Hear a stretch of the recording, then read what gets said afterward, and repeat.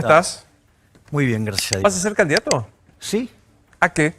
candidato a diputado por la capital federal. Con un conglomerado que incluye José Luis Esper. Por ahora estamos con José Luis Espert, con Luis Rosales, sí, estamos con el Partido Anticorrupción, con el Partido Libertario, con la UCD, y estamos en tratativas con el Partido, ¿cómo es?, Autonomista Nacional, digamos, con el Partido Demócrata, con el Demócrata Progresista, así es que estamos haciendo lo que vendría a ser una alianza entre liberales, libertarios y la centro-derecha. ¿A vos te va bien? Quiero decir, para quien no lo conozca, Javier, es un consultor económico muy importante, te va muy bien, sos exitoso. ¿Por qué te querés meter en la política? Porque la verdad es que creo que este país, y esta frase es de José Luis, creo que de hecho la ha dicho acá también, si Argentina no cambia se va a convertir en la villa miseria más grande del mundo. Y para lograr torcer esa historia, vos necesitas que se abracen las ideas de la libertad. Ahora, ¿cuál es el problema con abrazar las ideas de la libertad? Porque uno diría, pero escúchame, si los países más libres son 8 veces más ricos que los reprimidos, tienen 25 veces menos de pobre en el formato convencional, 50 veces menos en el formato extremo.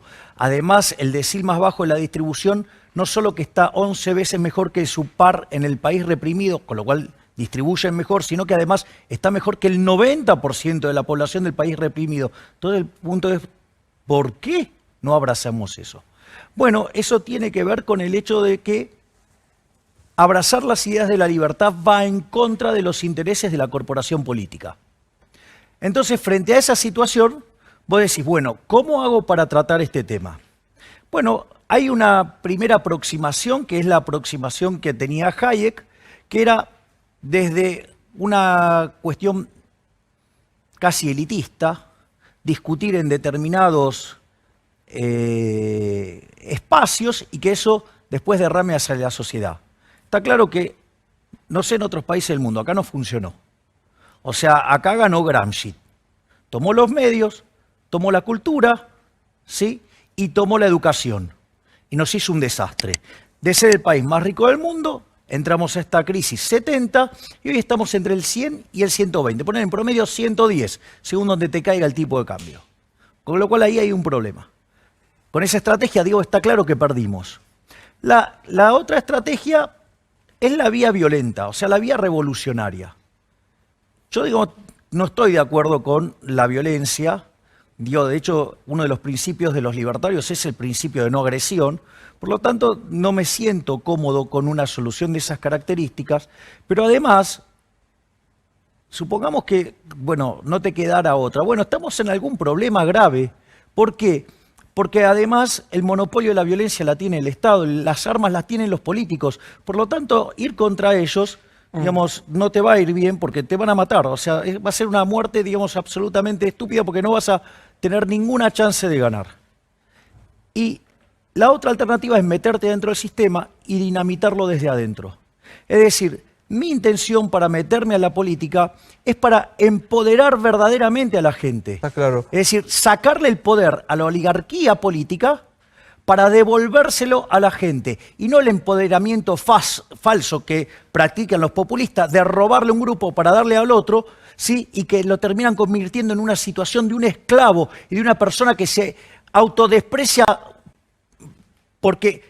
O sea, ¿me entendés? Como que le dicen, vos no podés salir, entonces lo tienen hundido ahí. Entonces la gente no termina nunca de salir de ese pozo. Javier, digo, te traigo brutalmente la coyuntura. Si vos hablas con la gente de gobierno, tranquilizamos la cosa. El dólar bajó de 190 a 150, va a haber un rebote en la economía natural porque nos fuimos al diablo mismo. Es probable que algunas actividades empiecen a mejorar en la Argentina. ¿Lo peor ya pasó? ¿Lo peor ya pasó? No, yo no creo que lo peor ya pasó. Argentina está atravesando la peor crisis de la historia. Eso es lo primero que tenemos que comprender. O sea, la caída del PBI, vamos en términos de economía. La caída en términos de PBI va a estar en torno al 12%, con un segundo trimestre que cayó 19,1%. Bueno, los peores números que mostró en actividad argentina fue en el 2002 con una caída del 10,9%, con un segundo trimestre de 16. Por lo tanto, en actividad estamos peor. No solo eso, sino que además tenemos otro problema más, Luis, y es que en lo social también estamos peor. En aquel momento la tasa de desempleo llegó al 25%. Hoy es 13%, pero corregido por el efecto de desaliento es 29%. No solo eso, si yo además, ¿sí?, miro lo que tiene que ver con la pobreza, en aquel momento fue 55. Hoy tenés primer semestre 41, si mirás el segundo trimestre estás en 47. Sabemos que los números tienen algunos problemas, porque viste que esa es una encuesta presencial. Como no la podían hacer presencial, la hicieron por teléfono. Entonces a personas que no podían hacerle la encuesta presencial lo reemplazaron por otros que tenían teléfono, con lo cual sesgaste el número. Por lo tanto, la verdadera pobreza debe estar en 50.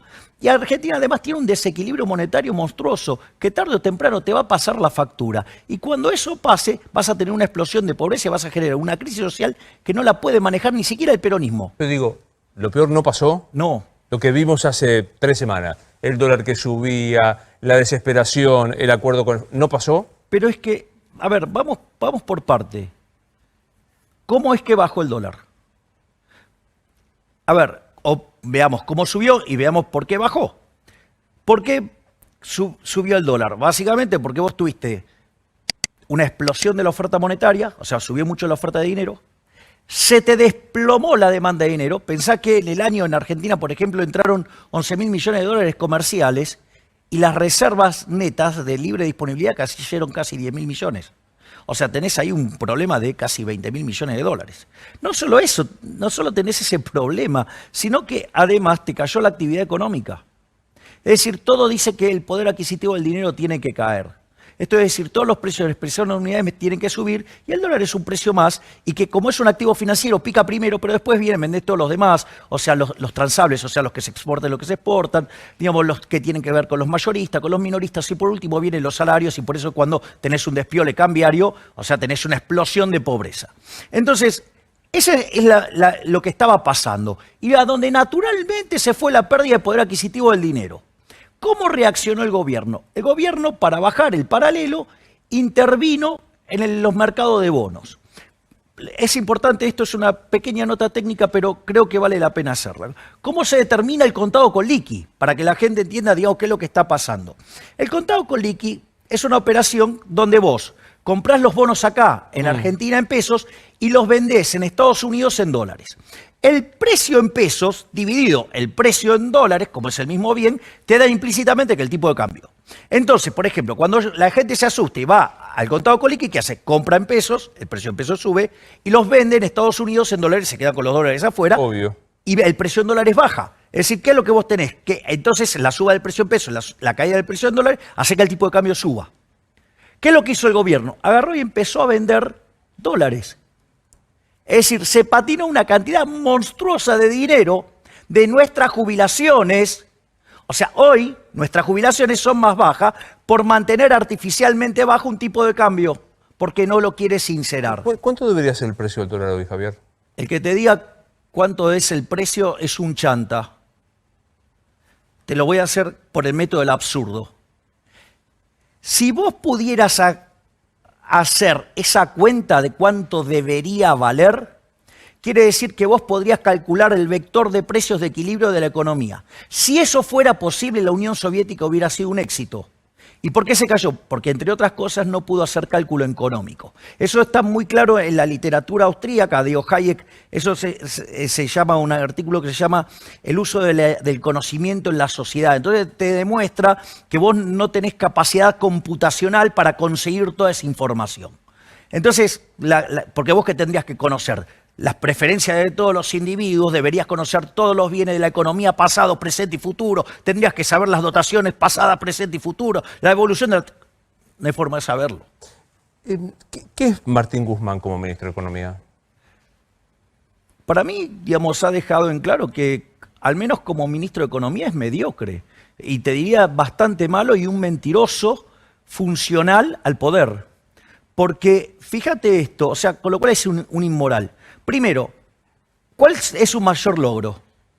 ¿La reestructuración de la deuda? Sí. Qué bien, ¿no? Porque la reestructuración de la deuda, sí, arrancó en diciembre ofreciendo 39, los acreedores querían 55. Casi 9 meses después, ¿cuánto ofreció? 54,80. O sea, tanto tiempo perdiste para darle lo que verdaderamente querían. O sea, la verdad es que negociando el negocio fue pésimo, porque aparte nos dejó sin financiamiento en un contexto muy complicado internacionalmente que nos podría haber servido para aminorar la caída. Después, a ver, es un mentiroso. Recordá que cuando arrancó dijo que no iba a haber ajuste y lo primero que hizo, subió los impuestos, buscando un paquete que recaudara cerca de 2 puntos del PBI. Pero no solo eso, sino que además cuando se lo plantearon, dijo, no, acá no hay ajuste, porque no se toca el gasto público. Es decir, con lo cual es funcional a los ladrones de la política. No solo eso, sino que además, fíjate esto, cuando termina de reestructurar la deuda, o sea, es verdaderamente preocupante lo de este chico, ¿sí? Y es que dijo, bueno, ahora vamos a poder gastar más. Es decir, tiró una pelota para adelante de intereses enorme, ¿sí? Y de capital, diciendo, vamos a gastar más. O sea, se supone que vos esto lo hacías precomponer los números fiscales. De hecho, después de esto que hizo, fíjate que Argentina es el país que más le cayeron los bonos después de una reestructuración. En lugar de bajar el riesgo país, se disparó a las nubes. Yo sé que vos no haces pronóstico y que tu trabajo es otro, pero digo, si la política económica persiste en esto, ¿qué 3 meses le esperan al que te está viendo en este momento? Es que, en realidad, digamos, no hay nada para que creas que esto puede mejorar. Porque aparte, fíjate esto, y esto nosotros lo hemos tenido en distintas charlas, ¿sí? No solo al aire, ¿no? El hecho, al inicio del año, con el tema del coronavirus, había una discusión si las recuperaciones, qué forma iba a tener. Todos hablaban de una U, de una L, de no sé qué cosa. Yo fui el primero en decir, esto va a ser una B corta. Y en el caso de Argentina, la B corta, le amputaron parte del brazo derecho. Si hemos perdido cerca de 3,6 millones de puestos de trabajo, tenemos miles de empresas que se cerraron, el rebote, por más que vos pares contra algo muy bajo, seguís teniendo un problema enorme porque tu nivel de ingreso está muy abajo. Entonces, la realidad, digamos, ¿cuál es la apuesta? A tener lo que se llama, digamos, un rebote del gato muerto, pero cosmético. Porque estás comparando contra algo malo que entonces, bueno, ahora, eso no cambia tu bienestar. Pero traducíselo a la cotidiana, a lo diario, a quien te está viendo. ¿Qué espera? Pues sí, no hay ningún motivo para pensar que estemos mejor. Bueno, ¿cuál es tu diagnóstico de lo que va a pasar? Yo creo que inexorablemente la crisis va a llegar. O sea, ¿qué es la crisis? El tiempo es de Dios. Bueno, a ver, primero estamos en crisis. Lo que pasa es que la crisis va a ser peor. O sea, si vos llegás a tener un desmadre inflacionario, bueno, la cosa se te va a complicar. En dinámica estamos jodidos, Luis. A ver, allá por abril teníamos 1,5 inflación mensual con toda la economía en cuarentenada. Cuando el problema del mundo era la deflación, ¿eh? Ahora, fíjate esto, y con precios pisados, con tarifas pisadas, con control de precios. Fíjate esto, el último dato, 3,8. Digo, redondealo, ponele 4. ¿Sabes cuánto es 4 viajando en términos anuales? 60% anual. Ahora, yo miro alimentos, ¿sí? Que está en 5, es cerca de 80. Y si miro indumentaria, que es 6, está en el orden del 100. Y yo todavía tengo precios controlados, porque tengo precios cuidados, y tengo además tarifas pisadas. Es decir, a mí el índice me viene creciendo al 4%, pero tengo el 60% del índice en cuarentenado. O sea, o en algún mecanismo por lo cual lo estoy frizando. Quiere decir que la inflación, entonces en Argentina verdadera, viaja al 10% es 200%, y eso es una hipermoderna. Porque Argentina en los 80, que tuvo una hiper, ¿sí? ¿Cuánto tenía? 50 veces más de inflación que el resto de América Latina. Hoy América Latina tiene 3, multiplícalo por 50, te da 150, o sea, un desastre. Es decir, entonces, el problema es que yo lo que veo es que no ven las dinámicas. Y si vos, o sea, es más, fíjate el daño que están haciendo con el tipo de cambio, porque si el tipo de cambio se le está yendo a otro lugar, el sistema está buscando otro lugar, ¿sí? Entonces vos lo estás bajando por un mecanismo artificial, por lo tanto, lo que no es tan... ¿Cuál es el punto central, Luis? Es un problema de diagnóstico sobre la naturaleza de la inflación. O sea, para mí la inflación es de naturaleza monetaria, pura y estrictamente. O sea, la inflación es siempre en todo lugar un fenómeno monetario, ¿no? Entonces, si yo tengo que la oferta crece por encima de la demanda, o me sube la oferta, me baja la demanda y además me cae la actividad, bueno, yo tengo un problema que el poder adquisitivo del dinero se destruye y los precios suben. En cambio, el gobierno tiene un diagnóstico distinto. Dice que lo que genera la inflación es el dólar. Ese es un problema de inconsistencia matemática de precios determinando a precios. Pero al margen, digo, de la cuestión técnica entonces, ¿cuál es el problema? Ellos creen que entonces, controlando el dólar, no hay problema. Bueno, te cuento algo. Venezuela hace eso.